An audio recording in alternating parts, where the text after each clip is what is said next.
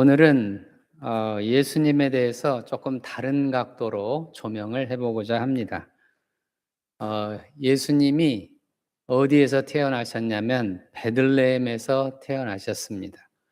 그런데 이 예수님의 아버지인 요셉과 마리아는 베들레헴에서 산 게 아니라 그 베들레헴에서부터 북쪽으로 약 한 직선거리로 170km 정도 떨어진 나사렛이라는 동네에서 거기에서 살았습니다. 그게 목수를 하면서 거기에 살았는데, 이제 오늘 성경에 나와 있는 것처럼 그때의 가이사 아구스도가 영을 내려 천하로 다 호적하라, 다 이게 등록하라, 요즘으로 얘기하면 등록하라는 뜻이죠. 등록하라고 명령을 내렸습니다. 명령을 내리니까 어쩔 수 없이 이제 나사렛에 있던 요셉과 마리아가 베들레헴까지, 아까 직선거리로 170km라고 했잖아요. 근데 그게 이제 그 직선거리니까 이제 도로를 따라서 이렇게 걷다가 보면 한 230km 정도 된다고 합니다. 230여 킬로 정도 되니까 아마 보통 사람들이 걸어가면 보통 한 10일 정도? 근데 마리아는 그때 이제 임신을 한 상태였으니까 좀 더 걸렸겠죠. 그 먼 거리를 걸어서 베들레헴까지 온 거죠. 왔는데 보니까 이제 베들레헴에 와서 예수님을 낳았으니까 거의 만삭이었다는 뜻이죠. 만삭이 된 상태로 한 230km를 이렇게 걸어서 온 그런 이제 배경이 되겠습니다. 그 베들레헴이라고 하는 그 베들레헴이라는 말의 뜻은 베들레헴 이렇게 구분이 되는데, 베들은 집이란 뜻이고 레헴은 무슨 뜻이냐면 빵이란 뜻입니다. 그래서 베들레헴 그러면 무슨 말이냐면 빵집이란 뜻입니다. 한국식으로 얘기하면 떡집이란 뜻이죠. 한국에는 떡 파는 집들이 많으면 떡 공장이 있고 떡집이 있고 이러면 떡집이라고 하지 않습니까? 그런 것처럼 베들레헴이란 말의 뜻은 빵집이란 뜻입니다. 이게 이제 이슬람권으로 가면 이슬람권에서는 레헴이란 단어가 빵이란 뜻이 아니고 고기란 뜻입니다. 그럼 바꿔서 얘기하면 정육점이 많았다는 뜻이죠. 정육점이 있는 곳 혹은 빵집이 있는 곳, 이런 것이 이 베들레헴이라고 하는 마을의 이름 뜻입니다. 이름의 뜻인데, 이 베들레헴은 얼마나 작은 동네였냐면 굉장히 작은 동네였는데, 옛날 다윗도 이 베들레헴 출신이잖아요. 다윗이 살던 때 베들레헴은 추정컨대 아마 인구가 몇백 명 정도밖에 안 되었을 것이다, 이렇게 추정을 하고 있습니다. 그럼 예수님이 여기서 태어날 당시에 베들레헴 인구는 얼마였을까를 보면 그때도 인구가 1000명 미만, 굉장히 작은 그런 도시고, 지금 현재 베들레헴은 위치가 이스라엘 국가가 아닙니다. 이스라엘의 나라에 속한 땅이 아니고 지금 현재는 팔레스타인 땅에 속한 그런 베들레헴입니다. 그래서 팔레스타인에 베들레헴 주가 있고 그 베들레헴 주 안에 주도가 이 베들레헴인데 인구가 한 2만 5천 명 정도 된다고 합니다. 작죠. 굉장히 작은 소도시입니다. 여전히 베들레헴은 그 다윗이 살던 시대부터 지금까지 작은 동네에 불과합니다. 이런 내용을 또 어디에서 성경에 나와 있냐면 미가서에 나와 있습니다. 미가서 5장 2절에 보면 베들레헴 에브라다야 이렇게 나오면서 너는 유다 족속 중에 작을지라도, 이렇게 미가서 5장 2절에 기록된 걸로 봐서 이 베들레헴이라고 하는 동네는 정말 작은 동네에 불과한 그런 곳입니다. 그러면 우리가 이렇게 작은 동네에서 이렇게 태어난 사람들, 그게 고향인 사람들, 이런 사람들은 마음속에 어떤 게 있냐면 우리나라로 얘기하면 시골 출신이란 말이 있잖아요. 우리나라의 시골 출신 중에서도 아주 조그마한 시골에서 태어나면 깡촌이라고 부르잖아요. 깡촌 출신, 뭐 이런 얘기가 있지 않습니까? 그럼 이런 사람들이 이제 서울에 와가지고 이게 빌딩 많은 데를 가게 되면 입 벌어지고 와 이렇게 하고 이렇게 구경하지 않습니까? 그러니까 쉽게 말해서 위축이 된다는 얘기죠. 그러니까 우리가 태어난 지역으로 인해서 사람 마음이 어떻게 되냐면 자존감이 올라가기도 하고 자존감이 낮아지기도 하고 이러지 않습니까? 그런 것처럼 그런데 예수님께서는 왜 이렇게 작은 동네에서 태어났을까? 베들레헴이라고 하는 좀 이렇게 크고 막 대도시 같이 이런 데서 안 태어나시고 왜 이렇게 작은 데서 태어나셨을까? 이것이 오늘의 설교의 메시지가 되겠습니다. 우리가 잘 아는 드라마 중에 하나가 어떤 게 있었냐면 스카이 캐슬이라는 드라마가 있었습니다. 보신 분들은 이제 기억이 나실 거고 안 보신 분들이 있다면 지금이라도 보시면 좋을 것 같습니다. 그 스카이 캐슬이라고 하는 드라마에 그 나오는 사람 중에 하나가 이제 출신은 어디 출신이냐면 선짓국집. 자기 아버지하고 어머니가 선짓국 집을 하는 거예요. 쉽게 말해서 장사를 하는 거죠. 음식점을 하는데 선짓국을 파는 음식점이었죠. 그 출신이죠. 거기에서 자라났습니다. 근데 이 사람이 나중에 결혼을 할 때 속입니다. 속여서 어떻게 하냐면 자기 아버지는 교수 출신이다 이렇게 속여가지고 결혼을 합니다. 그래서 결혼해서 사는 내내 그게 이제 마음속에 어떤 형태로 남아있냐면 두려움의 형태로 남아있죠. 들킬까봐, 알아볼까봐, 알까봐. 이게 다 까봐잖아요. 뭐뭐 할까봐. 이게 다 두려움이잖아요. 그런 두려움을 안고 사는 그런 내용이 스카이캐슬 드라마에 나옵니다. 결국 누군가가 알아내고 그것이 나중에 이 사람한테는 이제 창피를 당하고 사람들한테 이제 명예를 손상당하고 하는 그런 일들이 벌어집니다. 제가 옛날에 강남에서 상담을 할 때 어떤 사람 하나가 저한테 상담을 받으러 왔어요. 뭐라고 상담을 받으러 왔냐면 상담 내용이 뭐였냐면 이런 거였습니다. 자기 회사가 지금 강남에 있는데 그 회사에서 이제 그 사장님이 결정을 하신 거예요. 어떤 결정을 하셨냐면 이 회사를 팔고 강남에 있는 회사를 팔고 강북에 있는 지역으로 가겠다고 회사에서 결정이 났습니다. 그러니까 이분이 저한테 찾아와서 저한테 뭐라고 얘기를 하냐면 자기가 회사를 다녀야 될지 말아야 될지 심히 고민이 된다고 하면 상담받으러 온 거예요. 그래서 왜요? 강보로 가면 왜 그렇게 고민을 하세요? 자기는 강남에서 태어나가지고 강남 밖을 벗어난 적이 없대요. 그렇게 저한테 말을 하더라고요. 그러면서 뭐라고 얘기했냐면 강북에서 살면 그게 어디 사는 겁니까? 그러면서 뭐라 그러냐면 강북에서 살 바에는 차라리 안 살겠다. 그러면서 회사를 퇴사하겠다고. 그런 고민을 안고 저한테 찾아온 겁니다. 출신이잖아요, 이게. 그 출신으로 인해서 자기 자신의 자존감이 왔다 갔다 하는 게 인간입니다. 그러니까 인간이 가지고 있는 죄악, 이 세상을 죄악이 관영한 사회, 죄악이 만연한 사회, 우리 안에도 죄성이 가득 찬, 인간의 마음속에 죄성이 가득 차 있지 않습니까? 그 영어로는 sin이 죄잖아요. 죄인데 뒤에 보면 ful이 붙어요. sinful이라고 하잖아요. ful이라고 하는 게 가득 찼다는 뜻입니다. 우리 안에 죄성이 가득 찼다라고 하는 말의 뜻이 여러 가지 의미가 있는데 그 중에 하나가 뭐냐면 차별심입니다. 인간은 끊임없이 뭐 하려고 하냐면 차별하려고 하는 경향이 있어요.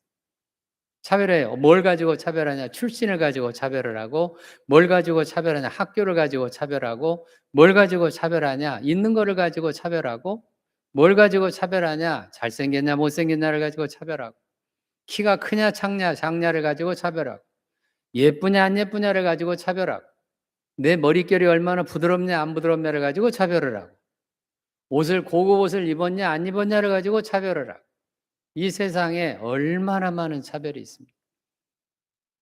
유럽에 가면 어떤 차별이 있냐면 인종차별이 있습니다. 미국에도 인종차별이 많고 유럽에도 인종차별이 많습니다. 호주에도 인종차별이 많지 않습니까? 그래서 모든 걸 백인 중심으로 생각을 하는 그 인종의 차별. 우리나라에는 전통적으로 어떤 차별이 있었습니까? 남녀 차별이 있었죠. 남녀 차별. 그래서 남존여비 이런 사상도 있지 않습니까? 차별이죠. 차별 심리죠. 이 세상에 인류 역사에 아마도 인류가 이 지구상에 존재하는 한 이 차별 심리는 사라지지 않을 겁니다. 그 차별 중에 하나가 오늘 뭐냐면 출신입니다. 예수님은 어디 출신이냐면 베들레헴 출신입니다. 바꿔서 얘기하면 빵집 혹은 정육점이 많은 동네에서 태어난 예수님이죠. 그러니까 출신으로 따지면 예수님은 별 볼 일 없는 사람인 거죠. 정말 별 볼 일 없어서 어디 가서 내놓을 수도 없는 그런 예수님입니다. 근데 그런 예수님이 이제 우리에게 무엇으로 오셨냐면 그리스도로 오셨습니다. 그리스도, 세상을 구원할 자, 그리고 왕으로 오셨습니다. 이 땅에 평화의 왕으로 이 땅에 오셨습니다. 그러면 그게 무엇을 의미하는 거냐라고 하는 것은 오늘 본문 말씀을 통해서 알아볼 수가 있습니다. 오늘 2장 1절에 보면 그때 아구스도, 가이사 아구스도란 말이 나오는데 그 가이사 아구스도는 어떤 사람이냐면 로마의 초대 황제였습니다. 로마의 초대 황제, 이 사람은 전통적으로 옥타비아누스라고 알려진 사람입니다. 옥타비아누스. 아마 이제 세계사에 관심 있는 분들은 조금 이제 익숙하실 겁니다. 옥타비아누스는 어떤 사람이냐면 율리우스 시저면은 이제 가이사르잖아요. 가이사르가 율리우스 시저인데 이 시저의 조카의 아들입니다. 시저의 조카의 아들이에요. 아들이니까 이게 친척이죠. 쉽게 말해서 이제 시저 입장에서 보면 이게 손자인 셈이죠. 조카 손자인 거죠. 그 조카 손자인 옥타비아누스가 초대 황제인데 왜 그렇게 됐냐면 율리우스 시저가 로마의 집정관 혹은 정치인이었는데 이 사람이 집정관을 하다가 뭐를 하려고 했냐면 원로원, 지금 요즘으로 얘기하면 국회죠. 국회를 없애고 황제가 되려고 한 겁니다. 그러다가 누구한테 살해를 당하냐면 브루투스에게 살해를 당합니다.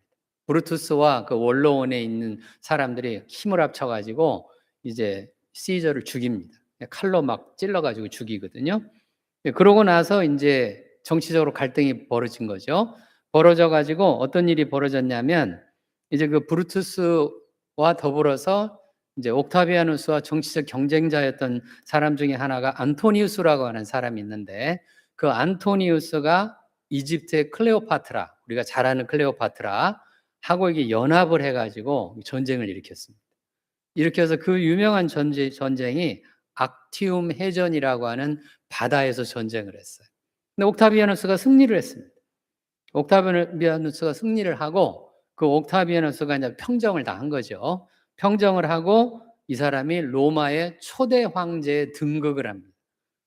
그의 할아버지인 율리우스 시저는 초대 황제가 아니었어요. 집정관이었고 황제가 아니었습니다. 황제가 되려다가 살해를 당한 거고, 그 다음에 옥타비아누스는 이제 로마 황제가 되면서 팍스 로마나, 요즘으로 얘기하면 팍스 아메리카나 이런 얘기 하잖아요. 팍스 아메리카나, 쉽게 말해서 로마가 다스리는 시대라는 뜻입니다. 그런 이제 시대를 연 사람이 이 옥타비아누스이고, 그 옥타비아누스가 이제 공식적으로 이게 사람 이름이고 공식적으로는 뭐라고 부르라고 자기가 명을 내렸냐면 자기를 아구스도라고 불러라, 그렇게 이름을 명령을 한 겁니다. 그래서 옥타비아누스라는 이름은 이제 사람들한테 안 불려지고 아구스도라고 그렇게 불려진 사람이 여기 성경에 나오는 아구스도입니다. 가이사 아구스도. 율리우스 시저는 기원전 63년경부터 이스라엘이 로마의 지배를 받게 한 인물이에요. 실질적으로는 율리우스 시저가 이스라엘을 지배하기 시작을 한 겁니다. 그 지배를 해서 이 사람은 군인이자 정치가였는데 뭐를 했냐면 에돔 출신, 에돔 출신이면 에돔이 누구냐면 그 에서죠. 에서가 에돔의 조상입니다. 조상인 그 에돔 출신인 헤롯 안티파테르 2세, 이 사람을 이제 유대 행정장관으로 파견을 합니다. 거기서부터 시작을 했어요. 그래서 뒤에 보면 성경에 보면 헤롯 대왕이라는 게 나오잖아요. 그게 이 사람들 후손들인데 아무튼 그 후로부터 이제 헤롯 왕이 나오는 게 율리우스 시저에 의해서 이루어진 겁니다. 그래서 우리가 이 예수님의 탄생 배경과 관련되어서 알아야 될 중요한 인물이 두 인물이 생긴 거죠. 로마에 있는 인물들이죠. 그 하나는 율리우스 시저고 또 하나는 가이사 아구스도입니다. 이 두 사람이 중요한 사람입니다. 이렇게 해서 로마가 이제 강성해지던 그 시대에 이스라엘은 어떻게 됐어요? 어둠이 진해집니다. 그럴 거 아니겠습니까? 우리나라도 중국이 강성해지면, 전통적으로 중국이 강대해지면 우리나라 사람들이 너무 힘들어졌지 않습니까? 그 대표적인 게 우리나라의 이제 고려 시대를 보면 알 수가 있어요. 고려 시대에는 뭐가 있으냐? 원나라가 지배하던 시대죠. 원나라는 세계에서 가장 넓은 영토를 가졌던 그런 나라잖아요. 몽골 제국, 몽골 제국이 이제 만들었던 그런 제국이니까 그게 이제 가장 강했던 그런 나라. 그런 나라에 고려 시대 왕들의 이름을 보면 이런 왕들이 있습니다. 충렬왕, 충신왕 이런 왕들이 있어요. 그 앞에 충자가 붙어 있잖아요. 그 충자를 왜 붙였냐면 원나라에 충성해라. 그래서 충렬왕입니다. 원나라에 충성해라. 그래서 충신왕이에요. 그래서 고려가 이제 나라가 굉장히 피폐해집니다. 피폐해지면서 이것이 계기가 되어서 나중에 고려가 멸망을 하게 되는, 그래서 조선이 생기게 되는 그런 배경이 됩니다. 이게 원나라가 워낙 강대해지고 그다음에 중국이 이렇게 강대해지면 우리나라는 상대적으로 굉장히 힘들어졌던 그런 시대였습니다. 마찬가지죠. 로마가 이제 아구스도가 이제 초대 황대가 되어지면서 아주 강성해지기 시작하니까 이제 이스라엘이 굉장히 힘들어지는 그런 어두움이 진해지는 그런 나라가 된 겁니다. 지금도 마찬가지잖아요. 미국이 지금 팍스 아메리카를 내세우면서 트럼프가 지금 미국 중심으로 세계를 재편하려고 그렇게 하고 있지 않습니까? 그래서 막 관세를 막 때려가지고 막 관세를 막 매기면서 니네 수출하려면 뭐 관세 어쩌고 저쩌고 해가지고 우리나라도 결국은 그거에 굴복해서 3,500억 달러, 어마어마하게 큰 돈입니다. 3,500억 달러면 우리나라 1년 예산하고 맞먹어요. 그 예산을 미국에다 지금 투자를 해야 되는 그런 상황에 처해 있죠. 이런 것들 때문에 지금 달러 환율이 안 떨어집니다. 안 떨어지고 이거 다 영향이 있는 거예요. 달러 환율이 안 떨어지죠. 지금 거의 1,500원대 가까이 달러 환율이 안 떨어지고 옛날에는 달러가 보면 1,100원대, 1,200원대 심지어는 조금 더 낮은 900원대도 있었지 않습니까? 그런데 지금 이렇게 지금 높아진 거죠. 왜? 미국이 강한 미국을 내세우니까 우리나라도 이렇게 힘들어지게 된 거예요. 근데 그렇게 힘들어지고 어둠이 진해지는 그 시대에 베들레헴에서 누가 태어나요? 예수님이 태어나십니다. 얼마나 놀라운 소식입니까? 이렇게 진한 어둠의 시대에 예수님이 태어나시면서 그 예수님께서 이제 거기 오늘 읽어드리지는 않았지만 11절에 보면 오늘 다윗의 동네에 너희를 위하여 구주가 나셨으니, 오늘입니다. 그 오늘이 어느 때예요? 이스라엘이 정말 너무 힘들고 어려워지고 핍박이 많아지고 그렇게 힘든 시대에 그때 이제 좋은 소식을 우리에게 주신 거예요. 오늘 다윗의 동네에 너희를 위하여 구주가 나셨으니 곧 그리스도 주시니라. 이런 말씀을 이제 누가복음을 통해서 우리에게 주십니다. 자, 우리가 베들레헴을 조금 더 살펴보겠습니다. 베들레헴을 조금 더 살펴보면 베들레헴은 아까 얘기한 것처럼 행정구역상 팔레스타인 땅에 속해 있습니다.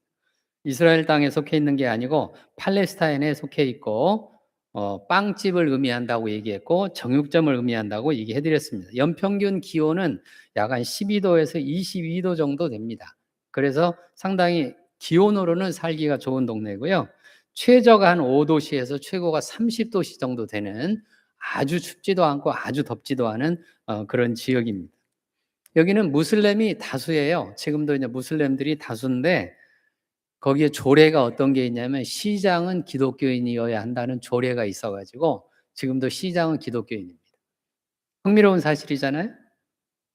예루살렘에서 남쪽으로 약 한 9km 정도 위치에 떨어져 있는 곳이고 여기가 예수님 탄생 장소이기 때문에 수많은 이제 순례객들이 찾는 곳이에요. 이 베들레헴과 관련된 성경 인물들을 보면 제일 먼저 나오는 게 누구냐면 라헬이 나옵니다.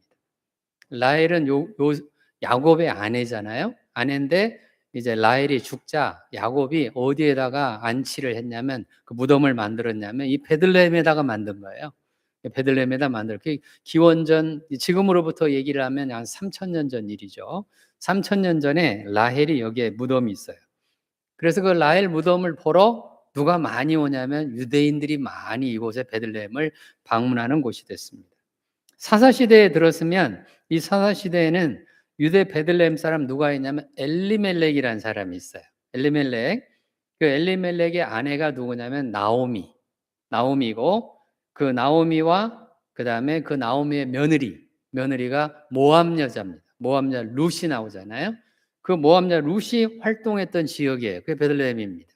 지역이고 거기에 또 누가 나오냐면 보아스가 있죠. 그래서 보아스가 나중에 룻을 아내로 맞이하고 거기에서부터 이제 혈통이 생겨서 누가 나오냐면 다윗 왕이 나옵니다. 다윗 왕의 본거지가 어디가 되냐면 이게 룻은 다윗의 증조 할머니죠. 증조 할머니가 돼서 보아스가 오벳을 낳고 오벳이 이새를 낳고 그다음에 이새가 다윗을 낳잖아요. 룻기 4장 21절에서 22절에 나오는 말씀입니다. 이스라엘의 가장 위대한 왕 다윗이 어디에서 태어났냐면 베들레헴에서 태어난 겁니다. 거기 고향이에요. 아까도 얘기했지만 다윗이 살던 그 당시에는 인구도 한 몇백 명밖에 안 되는 작은 동네라고 얘기했잖아요. 그래서 거기에서 나와 있고 예수님의 족보에 이렇게 쭉 언급되는데 유일한 왕으로 언급된 사람이 딱 한 명이 있어요. 그게 누구냐면 다윗 왕입니다. 족보를 쭉 찾아봤더니 유일하게 다윗 왕이란 말이 마태복음 1장 6절에 나옵니다. 이새는 다윗 왕을 낳고 다윗을 낳고가 아니고 뭐를 낳았어요? 다윗 왕을 낳았다고 그렇게 쓰여 있습니다. 그 다음에 또 이제 베들레헴과 관련된 사람 중에 또 누가 있냐면 예수님의 아버지 요셉이 있죠. 예수님의 아버지 요셉이 있습니다. 성경에는 3명의 요셉이 등장을 합니다. 야곱의 아들 요셉도 있고 예수님의 아버지 요셉도 있고 또 아리마대 요셉도 있습니다. 요셉이 3명이나 이렇게 나오잖아요. 야곱의 아들 요셉은 예수님의 고난과 승리의 상징으로 나옵니다. 그렇게 나오고요. 예수님의 아버지 요셉은 의로운 자로 나오고 마태복음 1장 19절에 의로운 자로 나오는데 결국 유다 지파이면서 다윗의 후손인 요셉은 갈릴리 나사렛에서 목수 일을 하는 사람이었고 이 사람은 보호자 혹은 돕는 자. 여기는 예수님이 어렸을 때 이 핍박을 당하지 않습니까? 그래서 그 예수님을 보호하기 위해서 이집트로 피난도 가고 그러지 않습니까? 그런 것처럼 이제 예수님의 보호자이면서 돕는 자 이런 의미를 가지고 있는 게 예수님의 아버지 요셉입니다. 또 마지막으로 아리마대 요셉은 어떤 사람이냐면 예수님을 장사 지낸 자입니다. 예수님의 시체를 가져다가 굴에다가 집어넣고 장사를 지내잖아요. 누가복음 23장 50절에서 53절 말씀에 나옵니다. 그러니까 이렇게 성경에 나오는 3명의 요셉은 전부 다 예수님과 관련이 깊은 사람들이에요. 그러니까 창세기에 나오는 야곱의 아들 요셉은 예수님의 고난을 받고 그 다음날 승리를 한다라고 하는 상징적으로 쓰인 인물이라고 한다면 예수님의 아버지인 요셉은 적극적으로 예수님을 도와서 돕고 예수님이 이 땅에 살아갈 수 있도록 지키고 하는 그런 자로, 아리마대 요셉은 어떤 자로? 예수님을 장사 지낸 자로, 이렇게 3명의 요셉이 등장을 합니다. 그러니까 이렇게 베들레헴을 중심으로 우리가 성경 인물들을 살펴봤는데 그 중에서 이제 예수님이 태어나신 거죠. 가장 작고 작은 곳에서 예수님이 태어나셨는데 예수님이 이 작은 거울에서 태어난 이유는 아까도 얘기했잖아요. 요셉은 원래 어디에 살고 있었냐면 갈릴리 나사렛에 살고 있었다고 얘기했습니다. 나사렛에 살고 있다가 이제 아구스토가 명령을 내립니다. 호적해라. 그 말이 무슨 말이냐면 왜 이런 명령을 내렸을까? 간단하죠. 세금 거두려고 그런 겁니다. 우리도 세금을 거두려고 하면 이게 사람들을 파악을 해야 되잖아요. 이 사람들이 뭘 하는지 이런 걸 파악을 해서 세금을 거두려고 가이사 아구스토가 명을 내린 거죠. 그 호적 명령 때문에 170km, 즉 230km나 되는 길을 걸어서 이렇게 베들레헴까지 와가지고 베들레헴에서 예수님이 태어나게 된 겁니다. 그 베들레헴에서 태어난 그 예수님, 그 베들레헴이 이렇게 되어 있어요. 14절에 2장 14절에 나와 지극히 높은 곳에서는 하나님께 영광이요 땅에서는 하나님이 기뻐하신 사람들 중 평화로다. 그러니까 아까 제가 출신 얘기를 잠깐 해드렸는데 우리의 출신으로 인해서 우리는 우리의 자존감이 오르락내리락 한다고 얘기해드렸잖아요. 그래서 우리 안에는 차별 심리가 존재하기 때문에 가능하면 어디서 태어나려고 해요? 좋은 동네에서, 좋은 곳에서 태어나려고 하는 이런 마음들이 상당히 많이 있습니다. 제가 또 상담했던 내담자 중에 한 사람의 이제 자녀가 결혼을 했는데 이 자녀가 이제 집을 얻었다고 합니다. 집을 얻었다고 하는데 어디다 집을 얻냐고 제가 물어봤더니 방배동에다 집을 얻었다고 얘기를 하는 거예요. 방배동. 서초구 방배동이잖아요. 그래서 제가 얘기했죠. 아니, 방배동에다 집을 얻으려고 하면 그 길 하나만 건너면 그 사당동인데 그 사당동에다가 집을 얻으면은 그 돈이면 살 수 있는, 집을 살 수 있는 돈이었는데 굳이 집을 안 사고 방배동에다가 집을 얻었다고 얘기를 하는 거예요. 왜 그랬을까요? 제가 물어봤더니 싫다고 얘기해요. 사당동에 집 사느니 방배동에 전세를 살겠다. 왜요? 사람들한테 말할 때 나 어디 살아? 강남 살아. 서초구 살거든. 방배동. 방배동. 내 집도 아닌데. 젊은 사람들의 태도가 그런 거예요. 그러니까 서울 집값이 어떠하냐면 그런 지역들만 집값이 오르잖아요. 이런 거하고 다 관련이 있는 거예요. 이게 자존감하고 다 관계가 있는 거예요. 이 인간의 끊임없는 차별심리입니다. 오죽이나 못났으면, 저는 그걸 거꾸로 생각을 하는 거예요. 오죽이나 못났으면 지역으로 차별하고 동네로 차별하고 오죽이나 못났으면 학력으로 차별하고 그게 다 못났다는 증거지 않습니까? 자기가 괜찮으면 뭐 어디에 살든 뭔 상관이 있겠습니까? 자기가 괜찮으면 뭐 안 좋은 학교를 나온들 뭔 상관이 있겠습니까? 자기가 괜찮으면 대기업이 아니고 그냥 소기업 출신이면 또 어떻습니까? 상관없잖아요. 자기가 괜찮으면 상관없는 거예요. 근데 괜찮지 않으니까 우리는 자꾸 이렇게 차별을 해서 나는 이렇게 좋은 지역에, 나는 이렇게 좋은 곳에, 나는 이렇게 대기업에, 나는 이렇게 어떤 곳에 이렇게 하려고 하는 그 인간의 뿌리 깊은 차별심. 아까 율리우스 시저를 제가 얘기해 드렸는데 그 율리우스 시저와 옥타비아누스라고 일컬어지는 아구스도 둘 다 로마 출신입니다. 당시에는 로마 출신은 굉장한 곳이었지 않습니까? 로마 출신이면 세상에서 가장 출신이 좋은 곳이잖아요. 황제도 되고 집정관도 되고 그렇지 않습니까? 그런데 그 율리우스 시저는 그렇게 집정관으로 세계를 평정하고 그랬는데 결국은 남아있는 게 뭘로 남아있는지 아십니까? 우리가 7월 달, 7월이잖아요. 7월이 영어로 줄라이입니다. 그 줄라이가 율리우스란 뜻입니다. 7월의 지배자예요. 율리우스의 이름을 따서 7월을 줄라이라고 부르는 거예요. 영어로 줄라이. 7월이에요. 그럼 아구스도는 어떻게 되냐? 아구스도는 8월이 영어로 어거스트지 않습니까? 어거스트. 그 어거스트가 뭐냐면 그게 아구스도예요. 그 로마의 그 위대한 황제이고 세계 지배자인데 겨우 7월을 다스리고 8월 한 달을 다스려요. 근데 예수님은 어느 지역 출신이라고요? 베들레헴 출신, 빵집 출신, 어디 출신이에요? 정육점 출신인데 그 예수님은 인류 역사를 가르지 않습니까? 이제 예수님을 기준으로 해서 뭐가 나눠져요? BC, Before Christ. 기원전, 이게 BC잖아요.